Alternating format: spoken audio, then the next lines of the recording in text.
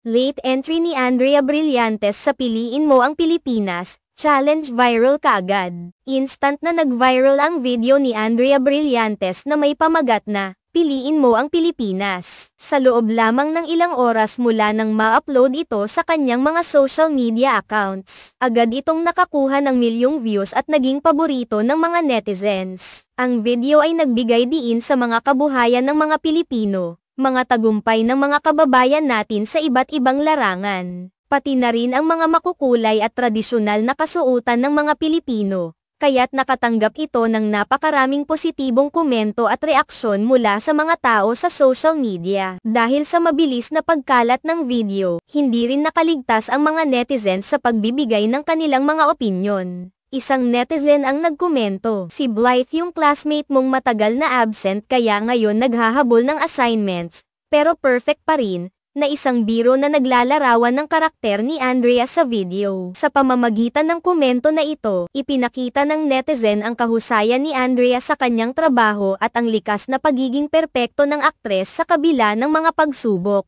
Ang mga ganitong komento ay nagpapakita ng pagka-appreciate ng mga tao sa personalidad ni Andrea bilang isang artista at sa kanyang galing sa pagpapakita ng isang makulay at masiglang imahe ng Pilipinas. Ang video na ito ay hindi lamang tungkol sa pagpapakita ng kagandahan ng Pilipinas kundi nagbigay din ito ng mensahe ng pagmamahal at pagpapahalaga sa ating kultura at mga tradisyon. Tampok sa video ang mga tanawin ng mga kabuhayan ng mga Pilipino, ang mga kababayan nating nagbigay karangalan sa bansa sa pamamagitan ng kanilang mga tagumpay sa larangan ng sining, agham, at iba pang mga sektor. Ipinakita rin sa video ang mga makukulay at detalyadong kasuotan ng mga Pilipino na nagpapakita ng ating kasaysayan at pagka-unique bilang isang bansa.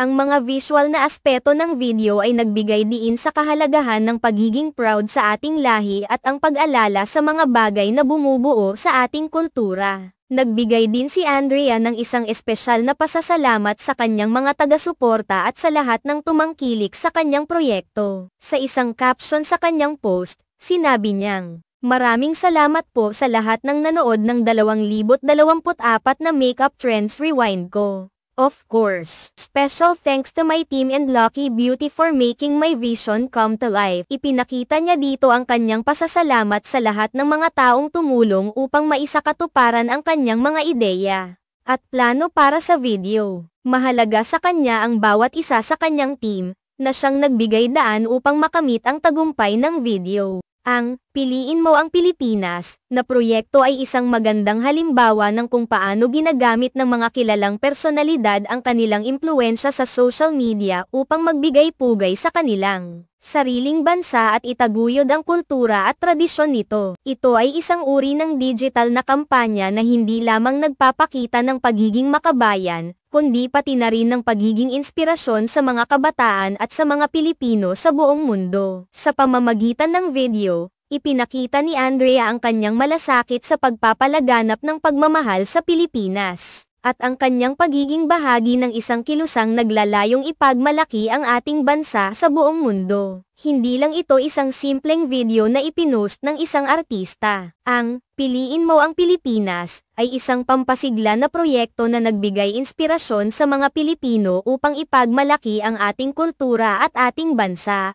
Sa pamamagitan ng ganitong mga proyekto, mas pinapalakas ang kamalayan ng bawat isa tungkol sa kahalagahan ng pagiging isang Pilipino at ang pagpapakita ng pasasalamat at pagmamahal sa ating bayan. Tiyak na ito ay magiging isang patuloy na pinag-uusapan at magiging bahagi ng mga alaala ng mga netizens na patuloy na magsusulong ng positibong mensahe ng pagmamahal sa ating sariling bansa. Sa kabila ng mabilis na viral na epekto ng video, mahalaga pa rin ang mga mensahe ng unity, pagmamahal sa bayan, at pagpapahalaga sa ating kultura na ipinapakita ni Andrea sa kanyang video. Ang kanyang video ay patunay na ang mga maliliit na hakbang tulad ng paggawa ng makulay na content sa social media ay may malaking epekto sa pagpapalaganap ng kabutihan at pagpapakita ng pagmamahal sa sariling bayan.